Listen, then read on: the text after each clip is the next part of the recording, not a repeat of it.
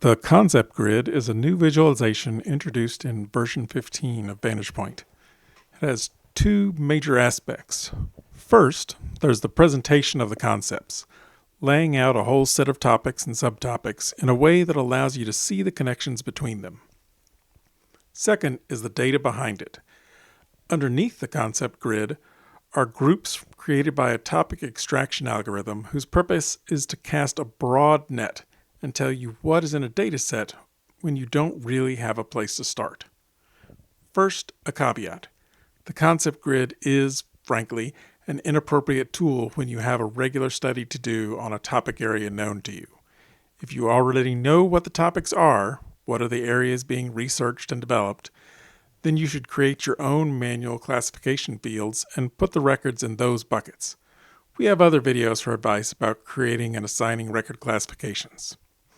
Once you have your own record classification groups, you can use some of the techniques we'll discuss at the end of this video. But the concept grid math is not going to be much faster than your manual classification, and it will almost certainly not line up with the way you see the research space. Now, back to the grid. The concept grid was originally designed almost 30 years ago for large technology surveys. I'm talking about a view from such a high level that you can't even see enough details to call it a landscape. Imagine you were a student, and your assignment is summarize all the research produced by France last year. Do not use subject categories, patent classifications, or any other system that is a relic of past paradigms. Focus instead on the individual documents, but report on the larger themes. Oh, and the assignment is due next week. Well, what do?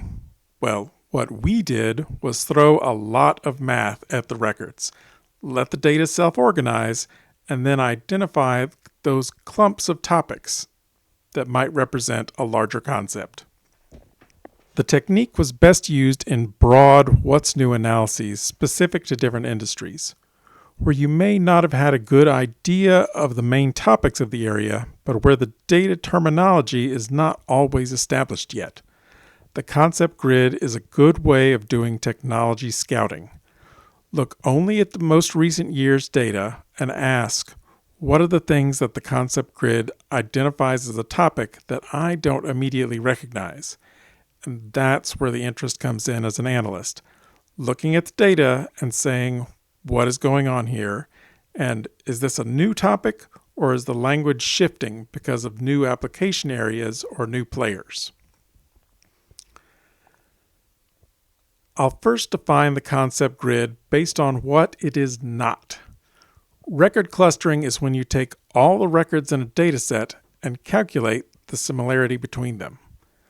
These similarity calculations could be simple, or they could be some mysterious AI voodoo. Once you have similarities between the records, the next step is clustering. Clustering attempts to draw lines around sets of similar records. After you calculate similarity and identify clusters, then the more ambitious visualizations will try to apply a label. Just because you see a visualization that puts everything together doesn't mean that I as a human can understand what's actually going on in each of these areas. Putting a 1 or 2 word label on each of these clusters of dozens or hundreds of records can be a real challenge. Some techniques do it better than others, but in my experience, none of them are really great. I'm hopeful that in the future, generative AI can be helpful for this, but right now it's usually too slow and doesn't end up aligning with what a human would see as a concept. The concept grid comes at the problem from the opposite direction. As researchers, we were not particularly interested in assigning buckets or categories to individual records. Our goal wasn't assigning who gets to take credit for each innovation. We were trying to look at what are the words and topics and concepts that are coming out of this research area. For that question, instead of record clustering, we wanted to do topic clustering. Instead of arranging the records based on different features, we're talking about clustering the features based on the records. What are features? Features is academic speak for whatever part of the records you're using to calculate similarities. Features can be anything from bespoke keywords to algorithmically applied classifications to, these days, stemming every word in the full text into little pieces of words. Now, as humans, speaking in language, we intuitively put features together all the time. We call these sets of words sentences or phrases. An individual sentence or phrase is only going to exist in one record, though.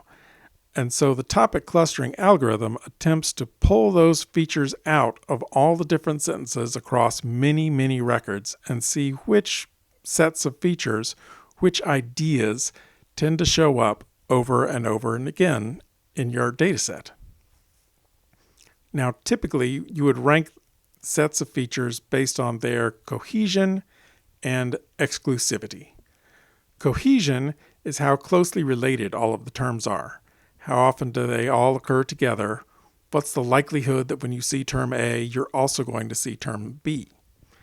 Exclusivity is when A and B are together, they tend to not show up with C, D, E, F, G, and every other topic in the dataset.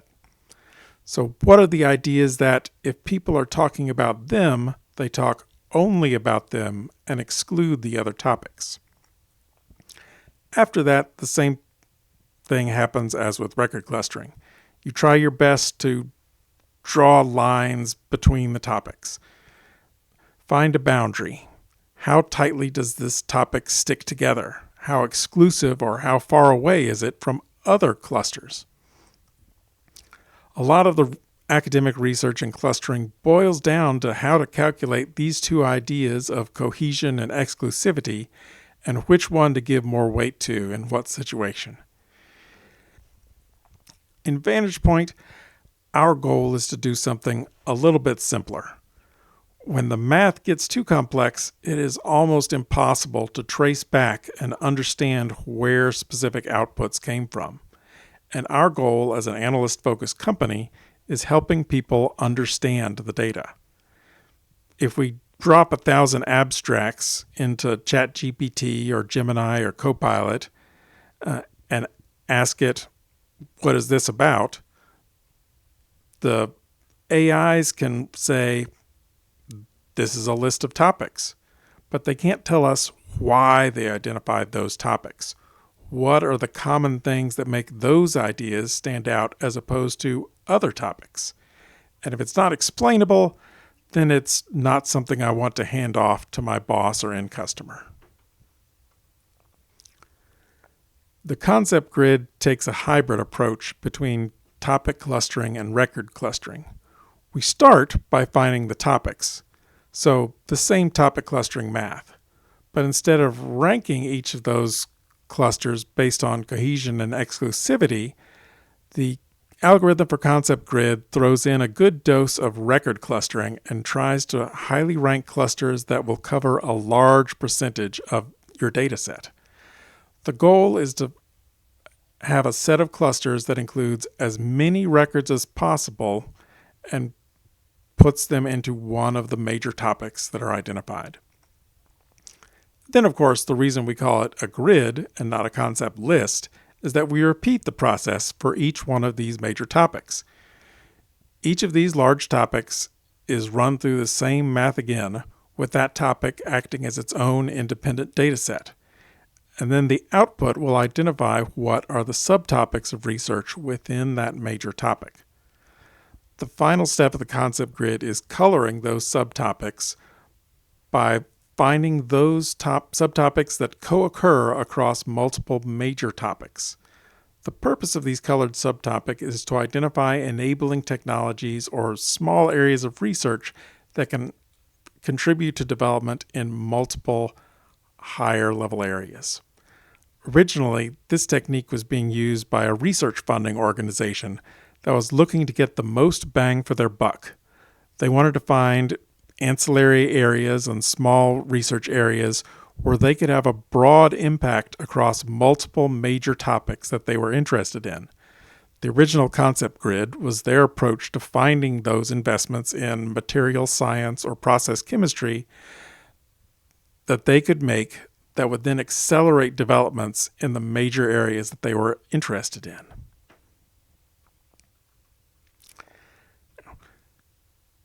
Now, the concept grid, like everything else in tech analysis, is a garbage in, garbage out process.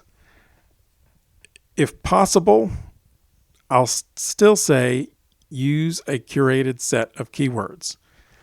This algorithm was designed in an era of old school databases like InSpec and EI Compendex, where every record would have 4 to 6 keywords carefully assigned by professional indexers that were drawing from a curated set of topics. Now, those kinds of databases don't really exist anymore, and I don't think anyone really wants to pay $2 a record these days. So we'll just have to make do as best we can. For most data sources, that means studying NLP phrases drawn from the abstracts and cleaning these up as best we can. Now, at the very least, run our Refine NLP tool to clean up the raw set of NLP phrases.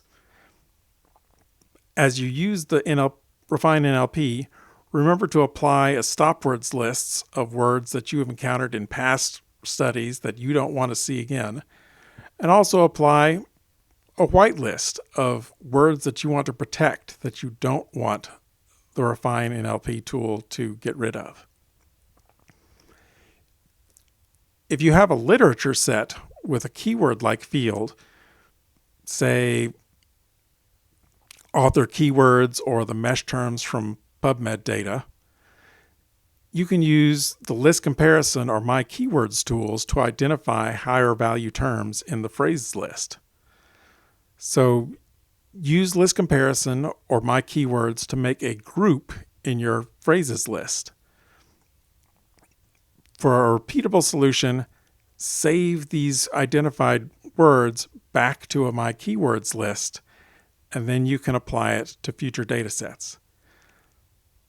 Just apply them as a group, not a full filter, because, again, the goal is to find things you may not have seen before, so you don't want to throw out new ideas. Finally, you can take advantage of Concept Grid's limitations to limit your cleaning. Because we don't want the math to run for multiple days, the Concept Grid will only look at a very, very limited set of the top 200 terms in your field. Take, say, 10 minutes to open up your list of NLP phrases and read through that top 200 or 300. When you see things that you don't like, say, for instance, I don't care about weight, we can add these to a group, call it exclude, and then when we're finished, we can use the Field from Group Items tool to take those terms out of the list before running the Concept Grid. Finally, I'll remind you of the qualifiers on what fields are allowed in a Concept Grid. This dialog will only offer fields that meet these basic criteria. Every field has to have multiple items for each record. So if you're choosing something like IPC subclassifications or some other major classification, and every record only has one term, there's not going to be terms that occur together. The field you choose also has to have at least 20 terms that appear in more than 3 records. Again, 3 is the absolute minimum for statistical significance. 5 or 10 is better. But if the algorithm doesn't have at least 20 terms that it can work with, the math is just not going to work to clump them together. Finally, the dataset has to have at least 30 records. Now, this is not likely to be a problem for finding your major topics, but when the Concept Grid goes back and searches for subtopics, if that major topic includes less than 30 records, the algorithm is not going to attempt to break it down any further. When you push OK, the Concept Grid will put up a handy status dialog to tell you what it's doing, and a progress bar will appear down here to estimate how long each step in the process is going to take. Now, because the math is complicated, this little estimate will probably start rising immediately. For our sample data set, started at 30 seconds, it will go to a minute, and it will probably end up taking around 15 minutes for this main set of topics. Now, this data set of 4,000 records will end up taking more than an hour on my fairly powerful desktop and several hours on my laptop. I don't need to pad out the runtime for this demo, so we're going to skip it. You can stop the concept grid calculations with the cancel dialog or by closing this status window. Fortunately, like any good cooking show, I have prepared a concept grid in advance. First of all, as seen in these major topics, every one of these boxes has a set of terms underneath it. Sometimes it might only be one term, but each of these subtopics can be expanded by clicking the top left corner. There's also a button in the styling menu to expand them all at once. If you want to get a good view of the concept grid, that's how to do it. So after going to the gear menu and clicking Expand All, you'll still get to see the colors, but now you can see all the terms inside every subtopic. As I mentioned earlier, labeling is a really difficult problem. The concept grid takes the easy route and simply uses the most frequent term.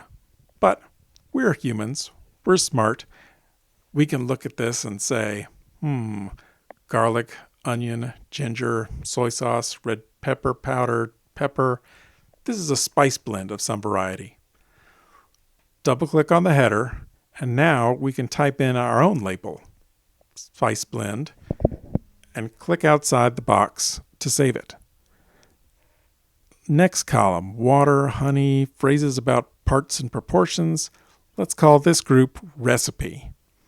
Again, I just click outside to save it. Applying your own labels is an excellent exercise. Go down through at least the major topics and force yourself to look at each one. Maybe scan down the list of titles as you click through and say, what are you? What's the theme here? What would I as a human call this? For example, I see starch and flour. Oh, that's my baking group.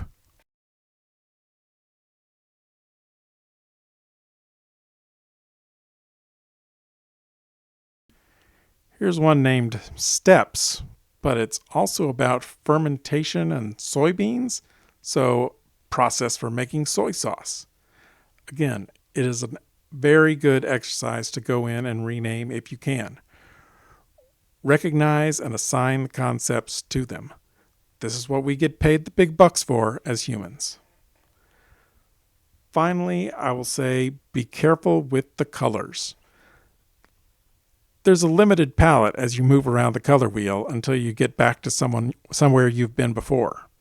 For example, nutrients and dough both look kind of green, and you might be wondering why these things don't share any keywords. Well, if you lean close and squint, or use a color picker tool, there are actually very subtly different shades of green. You just have to look carefully.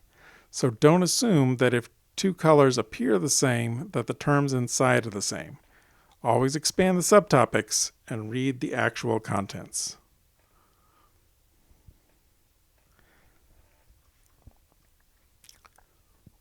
Remember that records can appear in multiple concept grid topics. These are topic clusters, not record clusters. When you're doing topic clustering, you're working with ideas. The whole point of most research publications is to take multiple ideas and talk about how they relate to each other. So while we are identifying major topics and large areas that work together, keep in mind that every record can occur across multiple groups. The concept grid algorithm favors exclusive groups, but it is much more weighted to making each topic as broad as possible.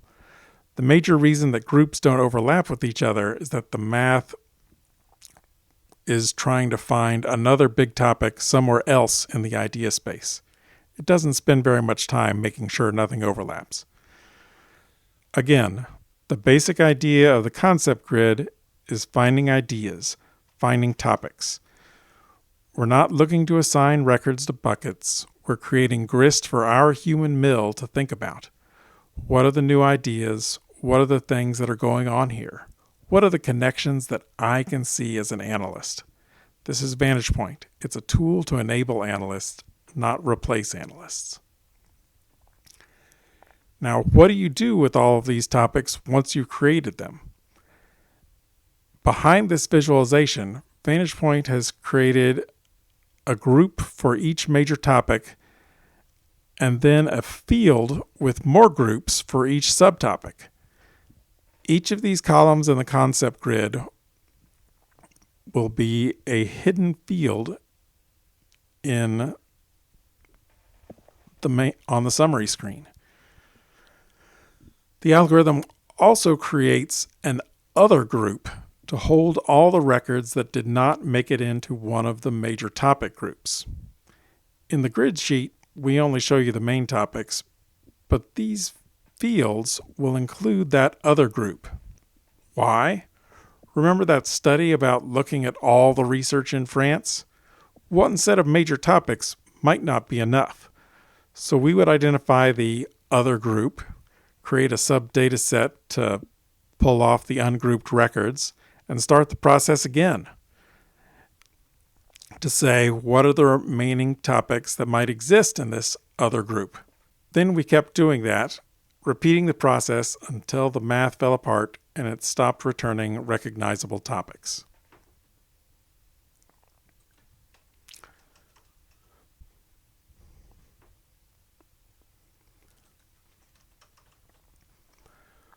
But if we're happy with our set of major topics, we can use them immediately. In the Refine tab, pick the Create a Field from Group Names tool. I'll change its name down here to Concepts. Click Select All, and then uncheck that other group, and click OK. Now I have these names as a field. This PCD part on the front is an old name for our algorithm. These days, it's a helpful flag to tell you where that group came from, just to let you know it's been automatically created, but we can trim it off easily enough. In the further processing menu, we can read after first : one of the built-in options. And we will call our new field Concepts Clean. Now, I have a field. What can I do with this field? Well, everything. Almost all the analyses and visualization options are now available to us. In the official sample file, we include examples like making a profile table. We've got these high-level concepts as rows, so let's look at who were the people working in each of them. Look at trends for each one. Look at the geographic spread for each of these concepts. Then click down into them and see what they're actually talking about. Once you have the major topics, you can use them like any regular field. Add them to your individual charts, either a bar graph or a smart pie chart. Not the regular pie charts, because as I said, there's going to be some overlap. If you've done record clustering, then you can get a little meta and hybridize things. Here's our record clustering layout for the sample file. Go into the gear menu, and we can add these concepts as colors. Now, the coloring on cluster records is limited to the top 6 categories, so you might have to cut it down a little, but that's easy enough to do with groups and creating a field from group names. You can put them into Sankey charts, Vislink charts, and all the other things that you would expect. We can even go back to our old friend, the cluster map, if we want to very carefully look at the overlap between all of these concepts. Once you've gotten it out as a field, you can use all the analytical tools and visualizations within VantagePoint. But what exactly should you do? Well, that's going to depend on your data, your needs, the report you are trying to generate, and other factors that are very specific to you.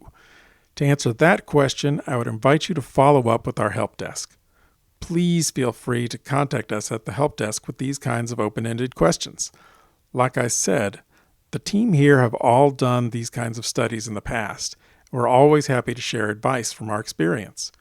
We love getting questions not just about buttonology or things not working how you would expect, but on these larger questions of analysis and what kinds of tools and techniques work for different kinds of analyses.